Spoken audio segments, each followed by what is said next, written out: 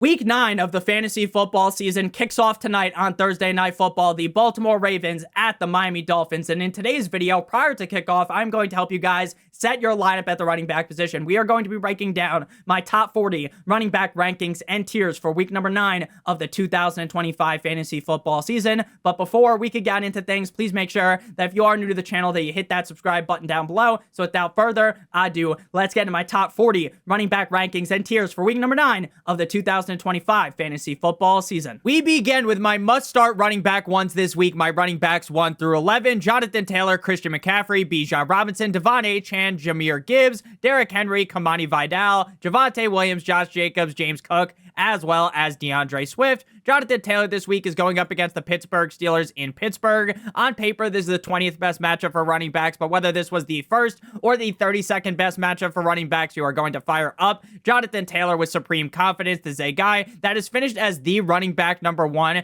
3 times this season out of 8 games. He's only had 2 games outside the top 20, every other game inside of the top 8. Facing up against the Pittsburgh Steelers, I know on paper maybe this is a matchup to be a little bit scared of, but with Jonathan Taylor, I believe the upside, the ceiling is the moon. If he scored 40 fantasy points here, I would not be shocked. Last week, he scored 37 fantasy points as the RB1 up against the Titans. Then we got Christian McCaffrey going up against the New York Football Giants in MetLife. Christian McCaffrey is just another one of these guys that you trust every single week. Doesn't matter how good or how bad the matchup is. Last week, Christian McCaffrey ended up shitting the bed in a huge way. Just 10 fantasy points as the RB25.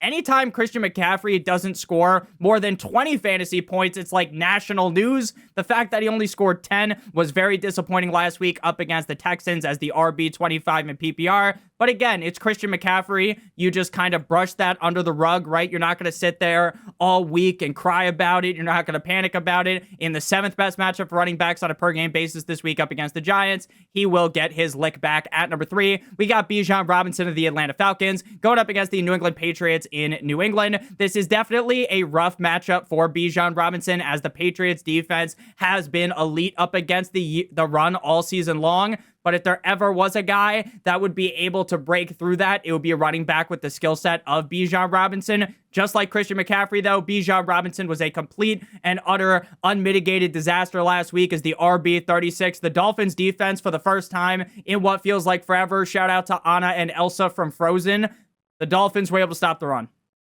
It was an incredible sight to behold as a Dolphins fan. Bijan had 9 carries for 25 yards.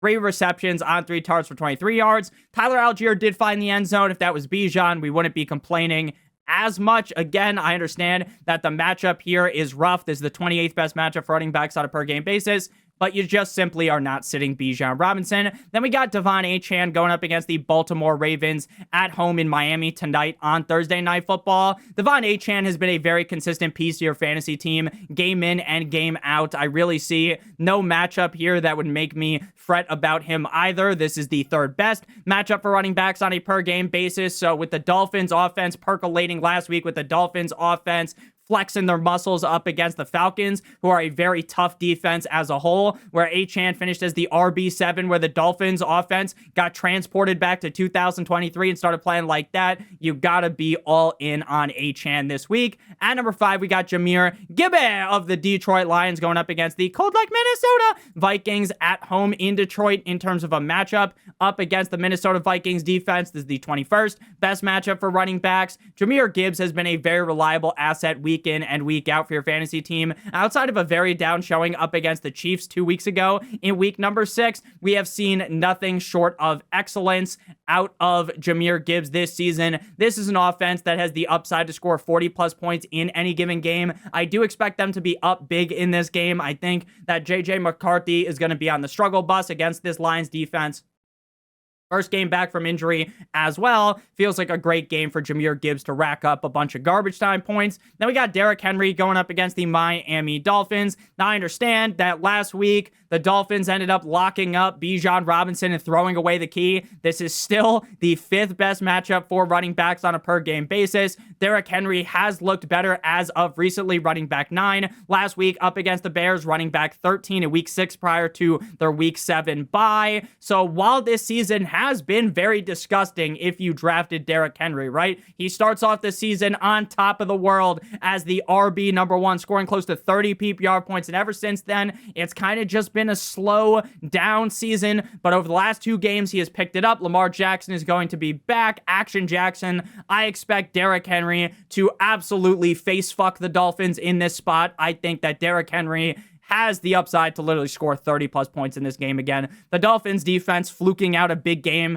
up against the Atlanta Falcons doesn't mean now that the defense is going to be able to wrap up Derrick Henry, especially late on in the game. I think Derrick Henry is going to go bananas. Then we got Kamani Vidal of the LA Superchargers going up against the Tennessee Titans. The thought here obviously would be that the Titans are just really bad offensively. So even if I think their defense isn't as bad as people like to say, when you are getting plowed out for the whole game, eventually you're just gonna, tap out, right? If your offense cannot produce, which they cannot do with Cam Ward, this offense is egregiously bad, the defense starts to wear down. This is the second best matchup for running backs on a per-game basis. Kamani Vidal, since taking over for Omarion Hampton, the RB9 up against the Dolphins, then the RB27 up against a tough Colts run defense. Then he followed it up last week up against the Vikings as the RB number 8, 20-plus points in both of those big games. Up against the Titans, the second best matchup. How can you rank Kamani Vidal any lower than this, especially since it seems like Hassan Haskins will be out yet again? Then we got Javonte Williams, the Dallas Cowboys, going up against the Arizona Cardinals. Last game out was his revenge game up against the Denver Broncos in Mile High, where he scored 2 touchdowns in that game. I understand that the Dallas Cowboys offense didn't even get off the fucking plane. They couldn't do anything in that game. Dak Prescott looked like he was blind, but Javonte Williams still ends up showing out back-to-back games inside of the top 12. So going up against a Cardinals defense that is the 13th best matchup for running backs on a per-game basis, with how well Javonte Williams has played this season, he obviously earns this spot inside of the top 10. Then we got Josh Jacobs of the Green Bay Packers going up against the Carolina Panthers. Last week, we did see a little bit too much Emmanuel Wilson for my liking. I would like if they would cool that down a little bit, but maybe that's just because we have seen Josh Jacobs be banged up for the last couple of weeks. Now, he has been playing, and he's been playing very well, but maybe that injury is playing a little bit more into things, so maybe we see more Emmanuel Wilson than we would like again this week. But even still, you want Jacobs in your lineup. He's dealing with a calf injury, and he was limited in practice on Thursday. Over the last 4 games that he's played, he scored 2 touchdowns in week 4. Then they had a bye week that he scored 2 touchdowns against the Bengals, then 2 touchdowns against the Cardinals, and he scored 1 touchdown last week up against the Pittsburgh Steelers. So even while we did see a little bit more Emmanuel Wilson than I would like, Josh Jacobs was still a top 20 running back with ease. So even with like the injury worries and all that, in the 19th best matchup for running backs in a game where I expect the Packers to be up running the ball late, you're going to still love Josh Jacobs as a top 10, top 12 option. Then we got the RB number 10, James Cook, going up against the Kansas City Chiefs. Now, on paper, this is a game that should make you run away. There's a game where you should do the dash. You should run away straight from James Cook because, oh my God, the Kansas City Chiefs have such a great run defense. There's no way James Cook could possibly perform in the 27th best matchup. But if you look back to last season, when they played in the regular season and when they played in the NFL playoffs, James Cook put belt to ass. James Cook had big games in both of those showings. So coming off of a game where he was the RB2, rushing 19 times for 216 yards, and not 1 but 2 touchdowns up against the Carolina Panthers, I get it. The Chiefs do have a good run defense. You're not talking me off of the James Cook train, and the James Cook train this season has been one that just does not include breaks. At number 11, we got DeAndre Swift going up against the Cincinnati Bengals. In terms of a matchup, this is one where you're right home, you tell your whole fucking family, hey, I'm going to have my career day up against this defense because the Cincinnati Bengals defense, simply put, cannot stop the run. They're the best matchup for running backs on a per-game basis. DeAndre Swift is listed as questionable. He did not practice again on Thursday. So this is the second straight day where he didn't practice. That puts his availability in question. I'm not saying that he's going to be out. I'm not saying that he's going to be in. If he plays up against the Bengals, even if he's a little bit hobbled, I think he could finish as the RB1. He has played that well over the last 3 weeks, especially running back 6 in week 6, running back 6 in week 7, 6-7, and then running back 15 last week, a touchdown now in 4 straight games. So up against the Bengals, where touchdowns are basically just handed out to running backs, I would expect to see a big day out of DeAndre Swift. If he does not play, then we would have to move Kyle Menenge up the rankings into probably somewhere as a top 24, maybe even a top 20 or 18 option. Now we move into tier number 2, which is going to be the high-end RB2s. Chase Brown, Kyren Williams, Zonovan Bam Knight, Tyrone Tracy, Ashton Genty, and Travis Etienne. Starting off with Chase Brown going up against the Chicago Bears in terms of a matchup on paper. Going up against the Bears defense, this is the 10th best matchup for running backs on a per game basis. Chase Brown has come alive. Fucking Halloween style, Frankenstein style, the last few weeks. I understand that eventually one of these days, I think Joe Flacco is going to have that bad game. Joe Flacco is going to regress to what he did as a Cleveland Brown, but we just saw Chase Brown be the RB5. 12 carries for 73 yards, 3 receptions on 3 targets for 32 yards, and 2 touchdowns last week up against the Jets. We saw him rush for over 100 yards the week prior up against the Pittsburgh Steelers on 11 carries. He was close to averaging 10 yards per carry in that game. So, in a good matchup up against the Bears, assuming Joe Flacco is good to go as he's dealing with an injury, then Chase Brown's going to be a guy that you are going to want in your lineup. Next up, we got Kyren Williams of the LA Rams going up against the New Orleans Saints. Now, prior to the bye week, up against the Jaguars in a game where the Jaguars got put in a sleeper hold over there in London, you would think if you saw the score of the game that Kyren Williams has at least a touchdown. He probably rushes for over 100 yards. That would be wrong. He has 12 carries for 54 yards up against the Jaguars, 2 receptions on 3 targets for 11 yards as the RB25. So, yeah, I get the game didn't go his way, but Kyren Williams is a guy that has been pretty trustworthy all season. He is in an offense that sets him up for success to find the end zone. When the offense is able to move the balls effectively as Matthew Stafford, Puka Nacua, Devontae Adams, as well as Kyren Williams can, that's going to lead to humongous showings. In the 14th best matchup for running backs on a per game basis, I could see him finishing as a top 5 back in this spot. Now we got Bam Knight going up against the Dallas Cowboys. The Dallas Cowboys playing Jerry's World this week. Again, this is another defense where you just write home, you tell your whole fucking family, hey, maybe I'm going to take Trey Benson's job because I'm going to look that good up against the Dallas Cowboys, right? I still think once Trey Benson returns, he'll be the guy, so this might be the last showing of Zonovan Knight, but man, oh man, in the 4th best matchup for running backs on a per game basis with Zion Williams, I just fucking flipped a bunch of guys' names that play in different sports. Zonovan Knight, I'm not going to sit here and act like I think Zonovan Knight is the best thing since sliced bread, that Zonovan Knight is this elite running back, but he's been a top 24 running back in back-to-back games since he became the guy over Michael Carter. When you face a Cowboys defense that is a wet dream matchup for running backs, a guy like Zonovan Knight, who again is not the best running back I've ever seen. This is not Barry Sanders, right? He might look like Jonathan Taylor up against the Dallas Cowboys, due to how trash that defense is up against the run. Then we just saw RJ Harvey score 3 touchdowns against them last week. Now we got Tyrone Tracy of the Giants going up against the San Francisco 49ers. Some people might be like, Nick, this is an outrageously high ranking of Tyrone Tracy. Tyrone Tracy, when he played the first 3 games of the season before his injury, he was trash. And I get that, right? That argument makes sense. But when you make that argument, you also have to put into context how the team was operating. This was a shit tier Giants offense with Mr. Unlimited Russell Wilson under center. Now, Scatterboo, he's balling out of control. Largely part to the fact that he's a great player, sure. But it's also a part of the fact that Daboll and Jackson Dart are a connection that actually works, unlike Russell Wilson with Brian Daboll. So while I don't think Tyrone Tracy is as good as Cam Scatterboo, we've seen him put up big numbers last season, so with the offense being better than what we saw last season, that has been an offense that has elevated Cam Scatterboo to new heights. Shout out to Jason and Travis Kelce. In the 17th best matchup for running backs, I think Tyrone Tracy is going to play very well, even if he's not as good as Scatterboo. Now we got Ashton Genty. Now I know it sounds disgusting. Nick, how can you rank Ashton Genty behind Tyrone Tracy? I know that sounds crazy, but that's just the world we live in, right? It's not Genty's fault. I'm not going to sit here and act like Genty's had a bad rookie season, because he hasn't, right? Genty has the upside to be a top 5 running back in any given matchup, even in the 25th best matchup for running backs on a per game basis up against the Jaguars. We've seen him finish as the RB1 already back in week number 4 up against the Bears. We had over 140 all-purpose yards and 3 touchdowns.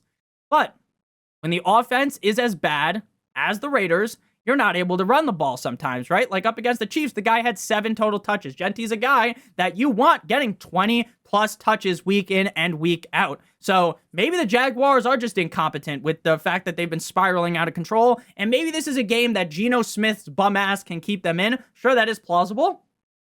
But with the downside of the offense being they're really bad, I can't rank him higher than this, even though I love Ashton Genty. Then we got Travis Etienne of the Jaguars going up against the Raiders. Now, Etienne came out the gate of the season looking mighty fine, looking like Sydney Sweeney on the red carpet or whatever that was last night. What a picture that was. Going up against the Raiders is going to be a fun time, I believe, for Ashton Genty. For Travis Etienne. This is the 16th best matchup for running backs, but again, the offense has started to become a lot more suspect over the last few weeks, and we have seen Travis Etienne struggle mightily over the last 3 games. RB34, 19, RB30, after whipping up 2 games with over 18 fantasy points through the first 4 games this season, and 3 games with 17 or more fantasy points. So while I like the spot, again, there are too many concerns with the offense to rank the guy any higher. Now we move into tier number 3, which is going to be my mid-range RB2s with Kareem Hunt, Jaylen Warren, and J.K. Dobbins. Before we break down the rest of the running backs in this tier, as well as the rest of the running backs in today's video, I would like to give you guys a quick word for our friends, our partner over at Underdog. If you're brand new to Underdog and sign up using promo code Notorious or by clicking on the link in the video description, you receive a free pick plus a first-time deposit offer of up to $1,000 in bonus funds, as well as if you play $5 in the pick'em, you will receive an additional $100 in bonus funds or in bonus entries. How the pick'em works is incredibly simple. You make at least 2 picks on the higher or the lower. If those picks hit, you get paid.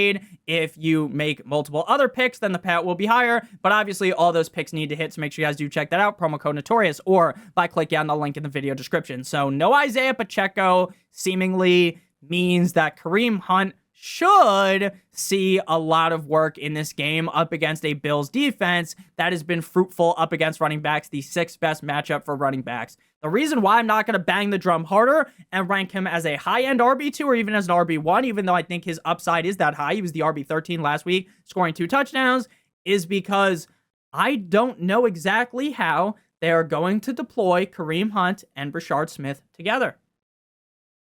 Could Brashard Smith potentially steal the goal line work, and could Kareem Hunt become Pacheco, right? To where he's not scoring, you're really disappointed? I don't know. I do not know. I like the matchup a ton, and I like what I've seen out of Kareem Hunt this season with the very high highs. There's been some low lows, but without Pacheco, I at least think he should be safer. So that's why I got him ranked here, especially because the matchup is so good. Then we got Jaylen Warren going up against the Indianapolis Colts. The Colts matchup for running backs this season, not so hot. We're talking about how we like the Bills matchup. The Colts matchup is no bueno, the 26th best matchup for running backs on a per game basis. Jaylen Warren struggled last week up against a tough Packers defense and has not scored a touchdown since week number 1. Jaylen Warren is the RB1, though, on this team. Kenneth Gainwell, despite the fact that he played so well in Ireland prior to the bye, just has not earned enough touches on this backfield to even rival Jaylen Warren, and Caleb Johnson is just in the cuck chair for some reason, just not getting the ball at all. Even when Jaylen Warren struggles, they don't give a fuck about Caleb Johnson, I guess. So, Jaylen Warren's a safe bet to get you like 10 points. The upside is always going to be there for him because he can catch as many passes as he does. But up against the Colts defense, the expert consensus rankings have him as the RB13.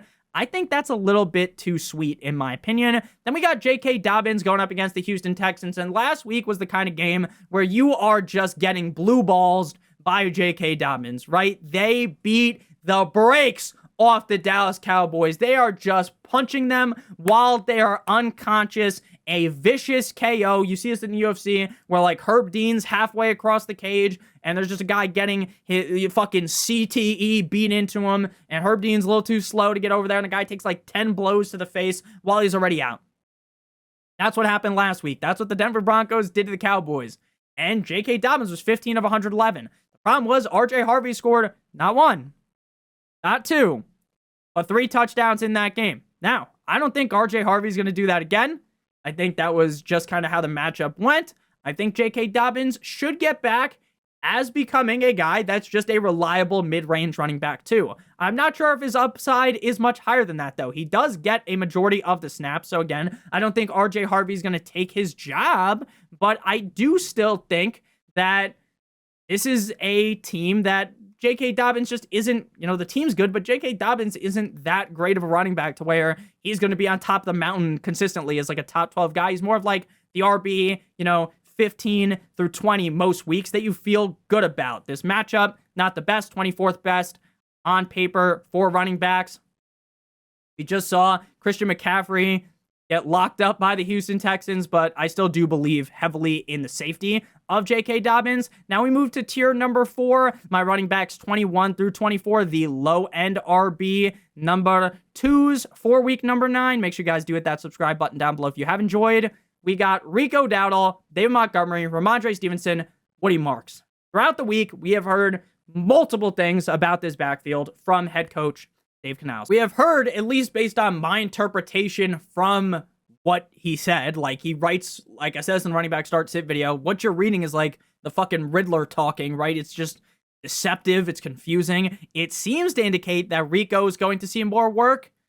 And the reason why they gave the keys back to Chuba Hubbard was based on him earning the role from last season. But again, that's just my description of what I read. I'm not going to sit here and act like it's a guarantee Rico's clearly the lead back this week. It might just be a 50-50 backfield split of death in a very tough matchup up against the Packers defense, who allows the 30th most points to running backs on a per-game basis. Rico is very explosive. Rico could have a great game here, even in a tough spot.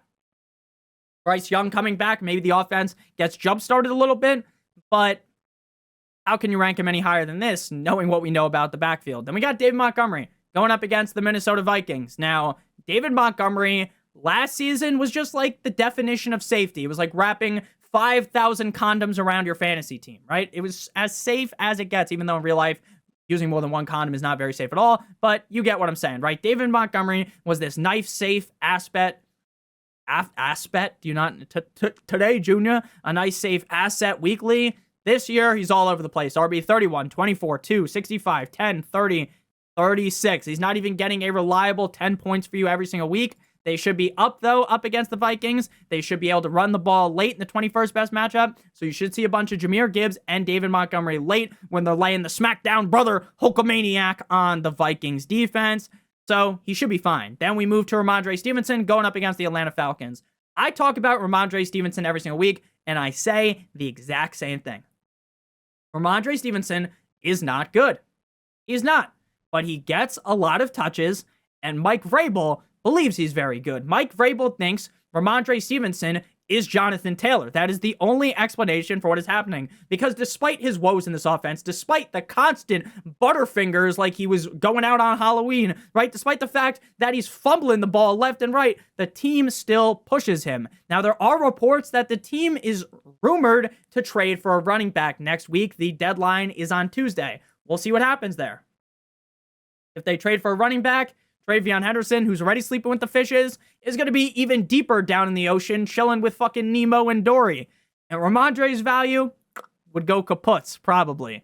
He missed practice on Thursday with the toe. If for some reason he doesn't play, maybe we get the Travion Henderson breakout game. But even then, he'll probably give the ball to a running back that you've never heard of, and you're going to be disappointed. Ramondre has been very hit or miss over the last few weeks. It's been one good game, then a bad game. He had a bad game last week. So based on my pattern recognition I learned in kindergarten, I think he's going to have a decent game. Again, you never trust Ramondre Stevenson, but when he plays, the team does trust him. So in a way, you kind of do have to trust him. Then we got Woody Marks, you've got a friend in me, going up against the Denver Broncos. Now, we did just see the Denver Broncos completely slam the door shut on Dak Prescott and the Dallas Cowboys last week. So when we're talking about the Houston Texans, they're like rungs below their Texas counterparts in the Houston Texans. 22nd best matchup for running backs. Woody Marks has gotten slippery, like that Migos song over the last 2 weeks. Back-to-back games inside of the top 16. He was the running back 16 in both games. So bad matchup, but If they keep giving him 15 touches, then you're going to like Woody Marks, even though they kind of still fed Nick Chubb last week as well, even with Woody Marks getting a bunch of touches. Then we move now to tier number 5. Now, at this point, you are just throwing everything in the kitchen sink and hoping it works, right? I know the YOLO range isn't until tier 7. These are the high-end RB3s, but you don't feel good about these guys at all. We got Zach Charbonnet, Alvin Kamara, Aaron Jones, Tajay Spears, and Tony Pollard. Zach Charbonnet, the reason why you start him is because the team fucking hates Kenneth Walker in the red zone. Kenneth Walker could run 99 yards, juke out 3 defenders, hurdle another one, shove his cock down the throat of the other one, punch one of them in the face, and then he must just go over to the sideline and kick the coach in the balls because he always gets tugged out like he's Deshaun Watson at a massage parlor once it's time to score the touchdown. So while Kenneth Walker is way better than Zach Charbonnet, while all of the stats point to this, I mean, Zach Charbonnet is averaging 2.8 yards per carry. It doesn't matter. Doesn't matter. He could go loco in this game. He could go crazy. And you know what's going to happen? Zach Charbonnet ain't getting the ball. Zach Charbonnet is getting the ball on the goal line. So while I fucking can't stand Zach Charbonnet, while Kenneth Walker owners are probably ready to go jump in the bath with a fucking toaster oven plugged in, which you should not do. Don't do that. It's just bad, dude. It is bad news bears. There's a good matchup, 15th best matchup. So, like, could be a good game for Walker. But if Charbonnet is just always going to score the touchdowns, he scored 2 touchdowns last week while doing nothing as the RB8. Like, you got to rank him higher. Then we got Alvin Kamara. Now, realistically, no Kendre Miller should mean Alvin Kamara is getting fed. They are forcing the rock to Alvin Kamara. But no, he's been banged up, dealing with the ankle injury. He has 6 carries for 21 yards last week, 2 receptions on 2 targets for 24 yards is the RB33. Now, he faces the Rams. One of the second worst matchup for running backs on a per-game basis. While I like Alvin Kamara and still think deep down that big game is inside of him. You ever seen like Alien with a creepy thing? I forgot. I guess an alien comes out of the chick's chest. It's, or maybe it's a dude. I don't fucking remember. I haven't seen that movie in a long time. Right? And it flies out of him. Right? I think Alvin Kamara has that in him. Pause. Right? That big game. But I don't think it comes to fruition here up against the Rams. Hopefully, Tyler Shuck feeds the boy. Now we got Aaron Jones of the Minnesota Vikings going up against the Lions in Detroit.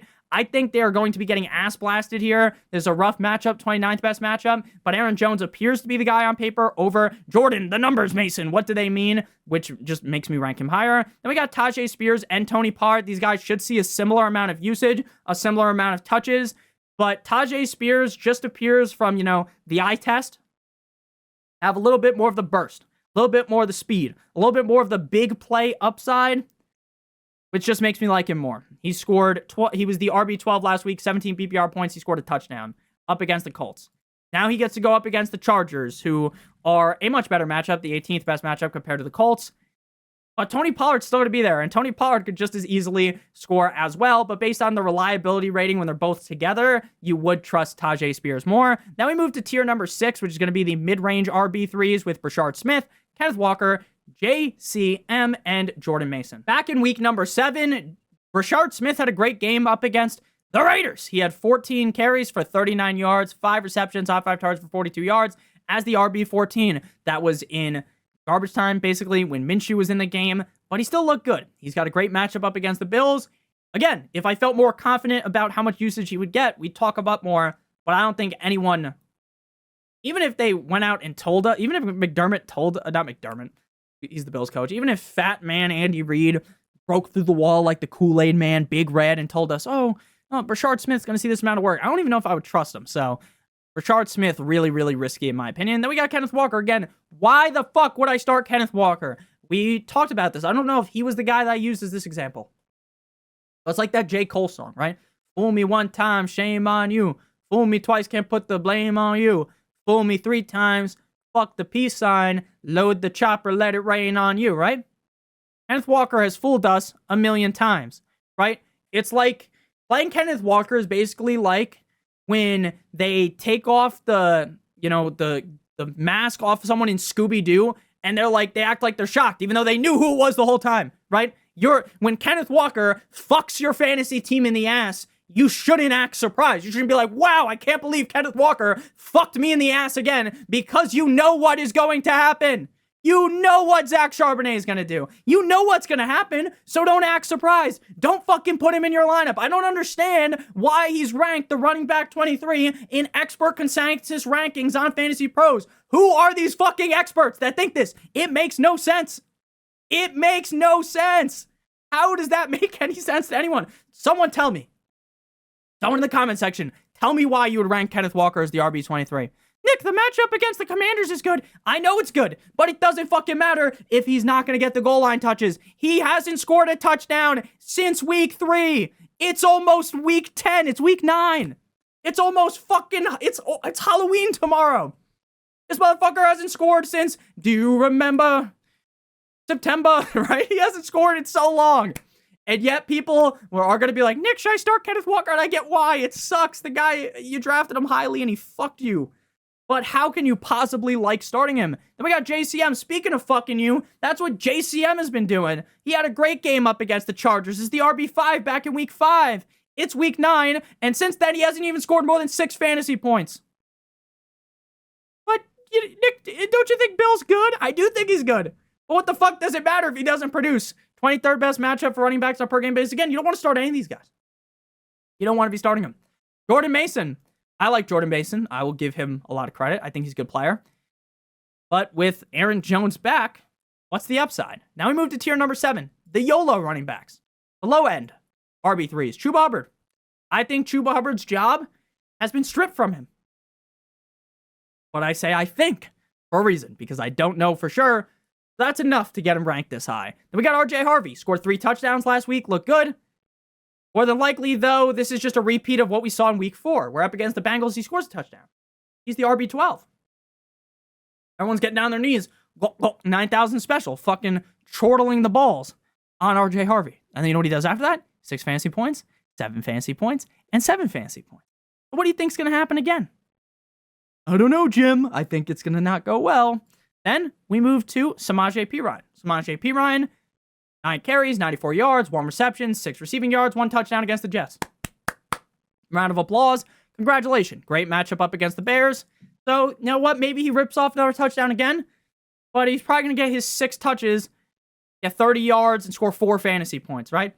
So, why bother? Then we move to 9-inch Nicholas Chubb, who got fed last week, 17 carries for 56 yards. Averaging 4 yards per carry this season, but he did not look that good last week. 2 targets, 2 receptions, 13 yards. Might get you 9 fantasy points, but again, with Woody playing so well, there's definitely risk there. Then we got Travion Henderson. Travion Henderson, his touches go all around, up and down, left and right. You never know. You literally never know. There's no rhyme or reason to it.